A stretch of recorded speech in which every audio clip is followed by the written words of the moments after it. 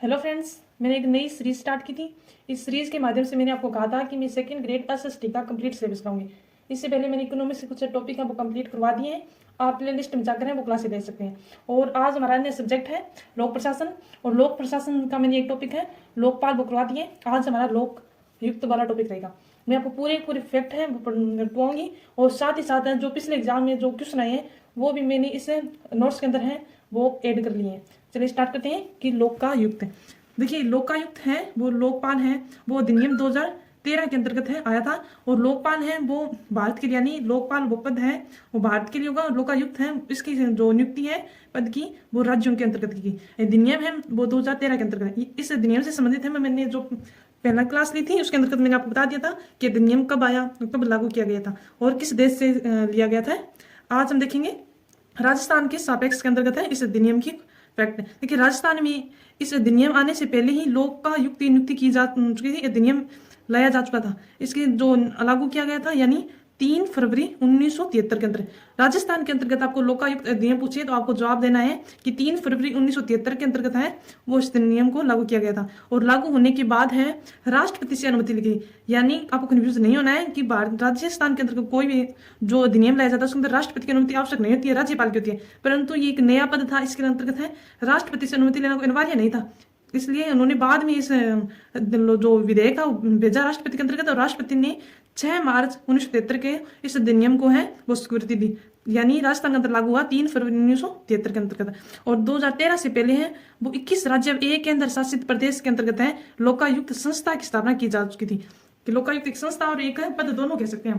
कि सर्वप्रथम अधिनियम है उड़ीसा में बनाया गया और 1970 में, परंतु लागू नहीं किया गया। महाराष्ट्र के अंतर्गत है 1971 में लागू किया गया।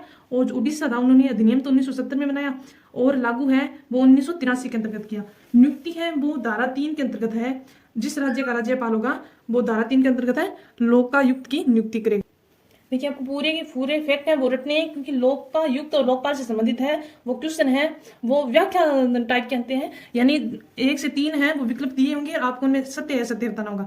कि योग्यता है लोकायुक्त की राजस्थान का जिस भी राज्य का है, अब हम राजस्थान का देख रहे हैं कि राजस्थान के हाईकोर्ट का मुख्य न्यायाधीश होना चाहिए। आपको यहाँ पर कंफ्यूज नहीं होना, एग्जाम में आपको मुख्य अन्य न्यायाधीश देखा, आपको ध्यान रखना है कि वो मुख्य न्यायाधीश होना चाहिए। अगर आपको जो ऑप्शन में दिया गया हो कि सुप्रीम कोर्ट का जो अन्य न्यायाधीश या जो हाईकोर्ट का है अन्य न्यायाधीश होगा, आपको कंफ्यूज बिल्कुल भी नहीं होना है। राजस्थान का तो मुख्य न्यायाधीश हो सकता है, साथ ही साथ है वो सुप्रीम कोर्ट का है मुख्य अन्य न्यायाधीश हो सकते हैं। न्यूनतम योग्यता दी गई है कि राजस्थान का मुख्य न्यायाधीश हो। उच्चतम योग्यता कुछ भी हो सकती है, आपको ये बात हमेशा ध्यान रखनी है। उपा लोकायुक्त है कि यानी उप लोकायुक्त है वो अन्य न्यायाधीश हो या रह चुका हो। इसके अंतर्गत है अन्य न्यायाधीश हो सकता है, इसके अंदर मुख्य न्यायाधीश हो वर्तमान में या पहले रह चुका हो। आपको ये ध्यान रखना है कि नियुक्ति है लोकायुक्त की कौन करेगा, राज्यपाल। और इस नियुक्ति के लिए जो समिति बनाई जाएगी उसके अंदर 3 सदस्य होंगे। इसके अंदर सीएम यानी राजस्थान का मुख्यमंत्री, विधानसभा के विपक्ष का नेता होगा और हाईकोर्ट का क्या होगा, मुख्य न्यायाधीश होगा। और जो लोकायुक्त है उसके अंदर होगा 3 और लोकपाल है उस समिति के अंदर 5 सदस्य होते हैं। इसकी नियुक्ति है लोकायुक्त कौन करेगा, राज्यपाल। सदस्य कितने होंगे, 3 सदस्य होंगे। और धारा 4 के अंतर्गत है लोकायुक्त से संबंधित अयोग्यता है वो दी गई है कि लाभ का पद है या फिर संसद का या फिर विधानसभा का सदस्य, राजनीतिक दल का या कारोबारी, यानी वह व्यक्ति है अयोग्य होगा जो संसद या विधानसभा का सदस्य यानी राजनीतिक पद पर कार्यरत हो। कोई भी सदस्य है वो लोकायुक्त से संबंधित अयोग्य होगा। उसके बाद हम देख लेते हैं कि लोकायुक्त को कब हटाया जा सकता है। कि धारा एक जो 6 इसके अंदर है उसकी अयोग्यता संबंधित है कुछ प्रावधान दिए गए। यानी उसे कदाचार से संबंधित कोई मामला होता है या असमता अपने कार्य संबंधित कंप्लीट करने में असक्षम हो तो उसे धारा 6 के अंतर्गत है राज्यपाल द्वारा हटाया जा सकता है। परंतु है जो जांच है वो हाईकोर्ट करेगा, इस संबंधित है पूरी प्रोसेस के बाद ही राज्यपाल है उसे हटा सकता है। और धारा 22 के अंतर्गत है दिया गया है इसके कार्य क्षेत्र से संबंधित है। यानी लोकायुक्त के कार्य क्षेत्र में कौन नहीं आता, वो किन पदों पर जो व्यक्ति है उनकी जांच नहीं कर सकता। सीएम यानी मुख्यमंत्री की जांच है लोकायुक्त नहीं कर सकता। हाईकोर्ट से संबंधित मुख्य न्यायाधीश, अन्य न्यायाधीश या हाईकोर्ट से संबंधित कोई भी व्यक्ति है उनकी जांच नहीं करेगा। और हाईकोर्ट और सुप्रीम कोर्ट का तो करेगा नहीं, केंद्र संबंधी किसी भी मामले की है वो लोकायुक्त जांच नहीं करेगा। महालेखाकार है उसकी जांच नहीं करेगा। और लोक सेवा आयोग के आरपीसी के जो सदस्य होते हैं लोक सेवा आयोग है उसकी जांच नहीं करेगा। और विधानसभा सचिवालय के अधिकारी व कर्मचारियों की जांच नहीं करेगा।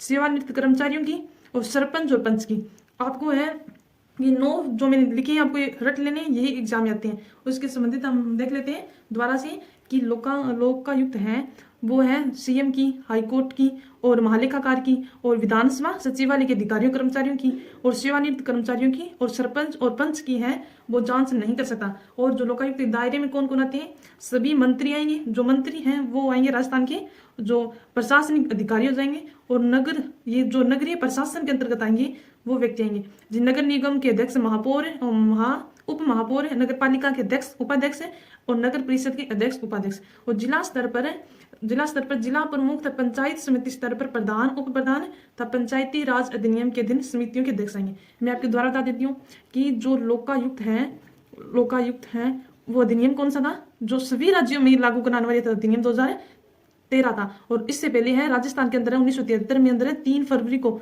ये पद लाया जा चुका था। और इसके लोकायुक्त की नियुक्ति राज्यपाल करता है और जो नियुक्ति संबंधी सिफारिश करती है वो समिति होती है। इसके अंतर्गत है 3 सदस्य होते हैं, सीएम होता है और हाईकोर्ट का मुख्य न्यायाधीश और विधानसभा का विपक्ष का नेता होता है। और कार्य क्षेत्र है वो धारा 22 में दिए गए हैं। कार्य क्षेत्र के अंतर्गत आपको एक बात ध्यान रखनी है कि नगरीय प्रशासन वाले व्यक्ति आएंगे और मंत्री आएंगे, प्रशासनिक अधिकारी आएंगे। आपको ये 3 जो तथ्य हैं वो याद रखने दिमाग के अंदर बिल्कुल है कि सभी मंत्री और नगरीय प्रशासन संबंधी अध्यक्ष आ जाएंगे और प्रशासनिक अधिकारी आ जाएंगे। और दायरे में है जो सीएम नहीं आएगा और सुप्रीम हाईकोर्ट के सदस्य नहीं आएंगे, मुख्य न्यायाधीश संबंधित है, लेखाकार नहीं है, महालेखाकार, लोकसभा आरपीसी के सदस्य नहीं आएंगे और विधानसभा सचिवालय के अधिकारी, सरपंच भी नहीं आएगा। ये बात आपको नोट कर लेनी है। और सेवानिवृत्त कर्मचारी नहीं आएगा। देखिए मैंने आपको है पूरे के पूरे फैक्ट हैं वो 1 पेज लगभग के अंदर कंप्लीट करा दिए। आप प्रीवियस क्वेश्चन देख लीजिएगा, इससे एक भी क्वेश्चन बाहर गया है तो आप मुझे कमेंट कर सकते हैं। मैंने सारे क्वेश्चन देखे हैं, उसके बाद ही ये शॉर्ट नोट्स बनाई है। जैसा मैंने आपको कहा कि मैं कई सब्जेक्ट हैं वो कंप्लीट हैं, जो क्लासें हैं वो दे चुकी हूँ। आप प्ले लिस्ट में जाके वो क्लासें देखें। आपको यूट्यूब के ऊपर है एसएसटी का कोई सिलेबस नहीं करा रहा है, हमारे चैनल के ऊपर आकर जो क्लासें ले सकते हैं। एक सबसे अच्छी बात है कि जो समाजशास्त्र इतना बड़ा विषय है उसके भी मैंने हम शॉर्ट नोट्स बनाए हैं, वो एक आसान भाषा के अंतर्गत है। वो जल्द ही आपको क्लास दूंगी, आप उस क्लास को देखिएगा। अगर आपको क्लास अच्छी लगी हो तो लाइक करें, कमेंट करें और चैनल को सब्सक्राइब करें। Thank you.